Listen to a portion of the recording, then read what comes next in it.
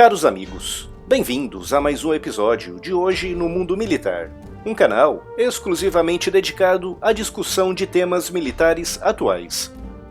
Hoje no Mundo Militar Responde, episódio número 20. Neste vídeo, irei responder as perguntas mais relevantes e interessantes feitas no vídeo anterior. Devido ao grande número de perguntas selecionadas, o vídeo foi dividido em duas partes. A lista completa das perguntas selecionadas está aqui na descrição. Algumas das perguntas que não foram selecionadas e respondidas nesse vídeo, eu tentei responder nos comentários no vídeo anterior. A primeira pergunta é a seguinte: seria interessante para um país como o Brasil, com baixo orçamento militar, substituir os seus blindados pesados por veículos blindados mais leves, armados com boas armas antitanque e bons sistemas defensivos? Antes de responder a pergunta, um esclarecimento bem rápido. O orçamento militar brasileiro não é baixo. De acordo com diversas fontes, o Brasil teve, em 2016, o 13º maior orçamento militar do mundo, à frente de países como Israel e só ligeiramente abaixo de países como a Itália e a Austrália. O grande problema do Brasil não é a falta de dinheiro, já que isso há e não é pouco. O problema é a forma como esse dinheiro é gasto. Já referi aqui no canal que cerca de 75% do orçamento militar brasileiro é gasto com salários e pensões, ou seja, o 13º maior orçamento militar do mundo vai quase todo para despesas salariais e de aposentadoria. E daquele pouco que resta, apenas 10% é investido em novos projetos e na pesquisa de novas tecnologias, com 90% indo para despesas de custeio. Com esse ponto esclarecido, respondendo finalmente à pergunta, a resposta é sim. Já referi aqui no canal algumas vezes que uma boa alternativa para o Brasil seria o de investir em veículos blindados ágeis, leves e bem armados, como por exemplo o Guarani, e talvez uma versão mais pesada do Guarani, como a planejada versão 8x8, equipada com um canhão antitanque de 105mm ou com mísseis antitanque de alto desempenho. Uma grande frota de veículos como o Guarani, equipados com blindagem reativa e um bom canhão ou um bom sistema antitanque, seria o suficiente para barrar qualquer ameaça atual em termos de blindados na América do Sul.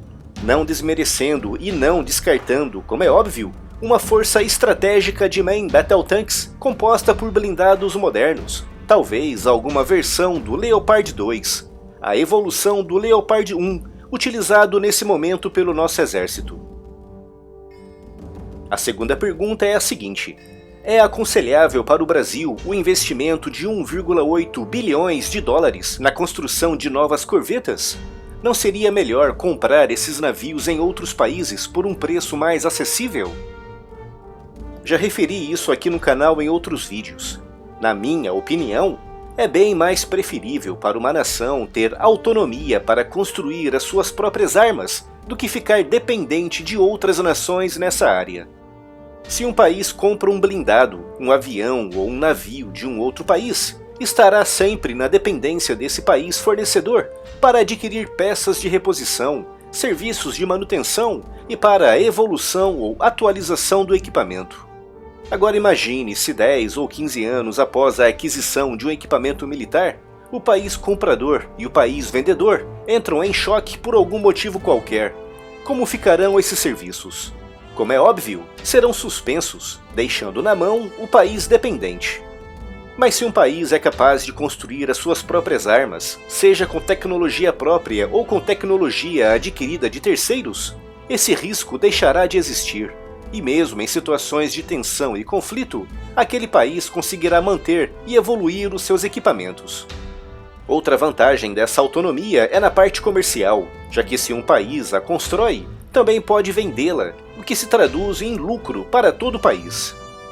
A desvantagem é que a construção própria de equipamentos militares é mais cara do que a compra de equipamentos prontos no estrangeiro, ao menos numa fase inicial, já que com o passar do tempo essa conta se inverte, graças à parte comercial que referi. Por isso, nesse caso específico da Marinha, desde que o objetivo seja a construção de mais do que apenas 4 corvetas, e que os planos passem também por uma exploração comercial internacional desse equipamento, sou completamente a favor desse grande gasto inicial, já que com esses 1,8 bilhões de dólares, não estaremos apenas adquirindo 4 corvetas, estaremos adquirindo a receita para a construção potencial de dezenas de outras corvetas que poderão ser vendidas para outros mercados.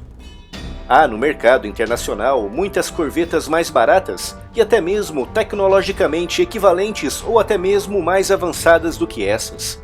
Por isso é muito importante que essa vertente comercial esteja presente nos planos da nossa Marinha, pois só assim é que esse valor fará sentido. A terceira pergunta é a seguinte: o que você acha do serviço militar obrigatório?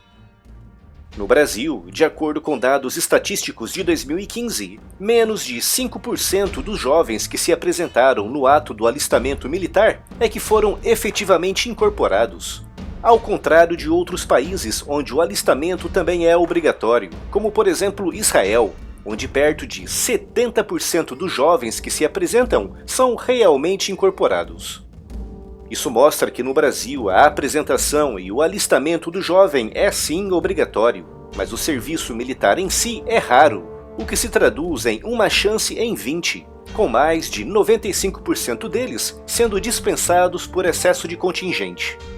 Isso resulta em duas situações bem chatas, uma na qual um jovem quer prestar o serviço militar, mas não pode por excesso de contingente e é dispensado, e outra na qual um jovem não quer prestar o serviço militar, mas acaba sendo incorporado devido a tal obrigatoriedade do serviço.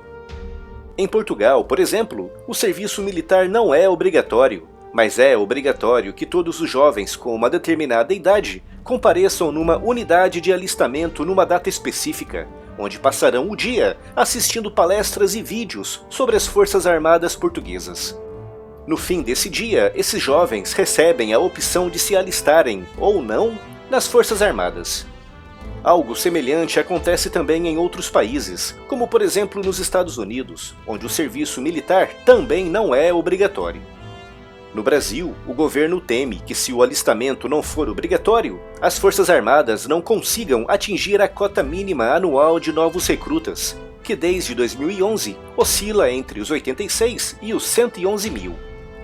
Na minha opinião pessoal, acho que se devia implementar no Brasil algo semelhante ao que é feito em Portugal, com os jovens sendo obrigados a apresentarem-se num centro de alistamento, onde serão instruídos sobre o papel das Forças Armadas no nosso país, recebendo no final do dia a opção de serem ou não incorporados.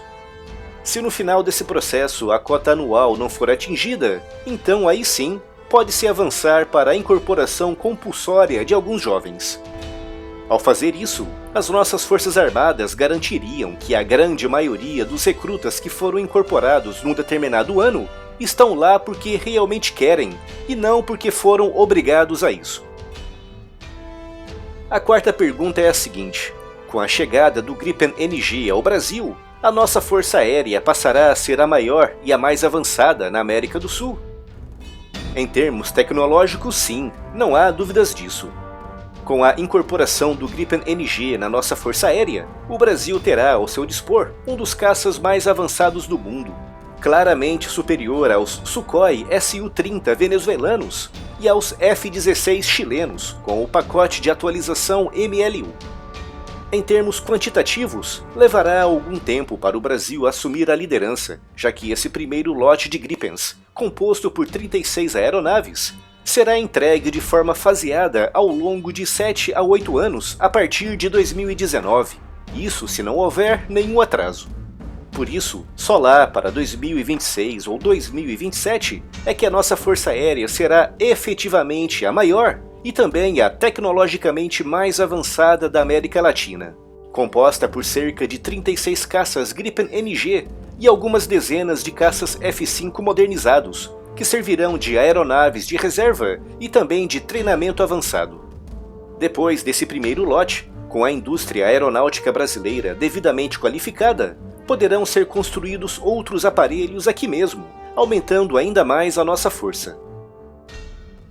A quinta pergunta é a seguinte: a Coreia do Norte tem um arsenal gigantesco de armas antigas, mas com esse arsenal consegue manter afastados seus inimigos tecnologicamente muito mais avançados. Não seria também interessante ao Brasil ter um grande e amplo arsenal de armas antigas e baratas, ao invés de investir em poucas quantidades de armas novas e modernas? Nesse cálculo, temos que considerar algumas variáveis muito importantes, com uma delas sendo a eficiência de uma arma antiga em comparação com um equivalente mais moderno. Se tomarmos como exemplo a artilharia antiaérea, vemos que o Brasil ainda utiliza algumas peças antigas da Bofors de 40mm, uma arma claramente obsoleta e com uma eficiência muito inferior a, por exemplo, um lança-míssil portátil antiaéreo RBS-70 sueco, que o Brasil também opera, mas em pequenas quantidades.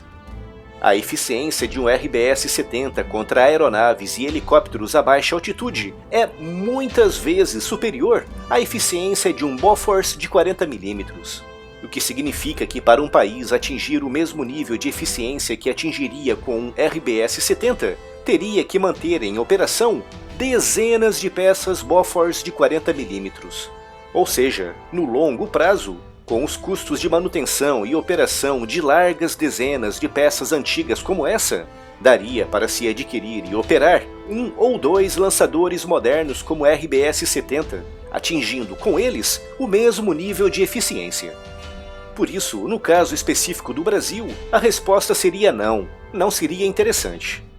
Essa estratégia pode funcionar no caso da Coreia do Norte, e mais especificamente na área da artilharia pesada. Mas para as Forças Armadas brasileiras, é mais interessante e vantajoso ter equipamentos mais modernos e eficientes.